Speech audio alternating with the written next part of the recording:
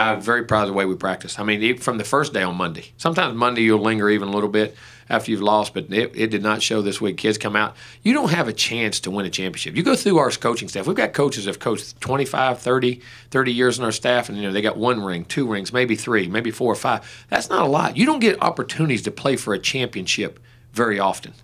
I mean, no matter what. I mean, we even said, like last year, for instance, University of Alabama was a national champion, but wasn't in its own divisional champion or conference champion.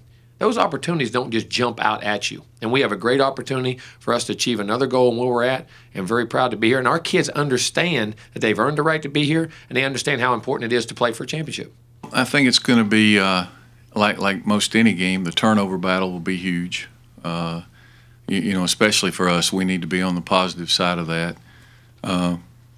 We need to be not only efficient in running the ball, but we're going to have to score some points.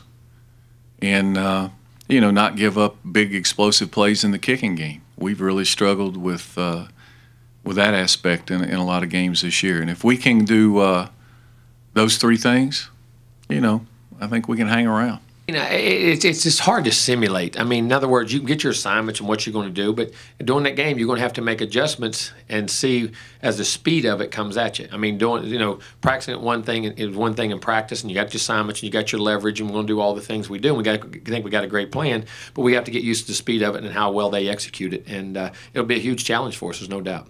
Clearly, he's an outstanding player. He's very athletic. Not only can he hurt you throwing the ball, he keeps plays alive. He's a good runner.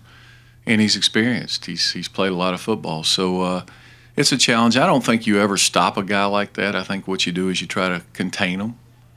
We've got to find some ways to get pressure on him and try to mix up what we do. Like I say, you don't get the opportunities to go play on a central stage for a championship. That's what they all want to do. And for us, it's our program. It's a step to creating a culture of winning. See, that's what people don't understand about winning. You just don't magically walk in and because you win a year or two, that's not a culture of winning. You get used to being in these situations. You get used to being in these environments. You expect to go to them. You expect to play well. We got here a couple years ago. We didn't play. We had a great team against Virginia Tech. We played. They won the game. Now we need to take another step and move to where we're going.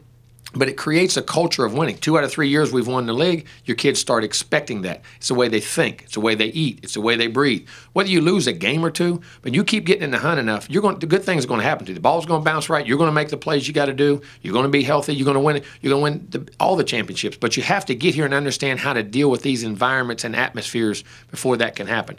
I think that's a very deserved honor for him. He's quite the player and a great pass rusher.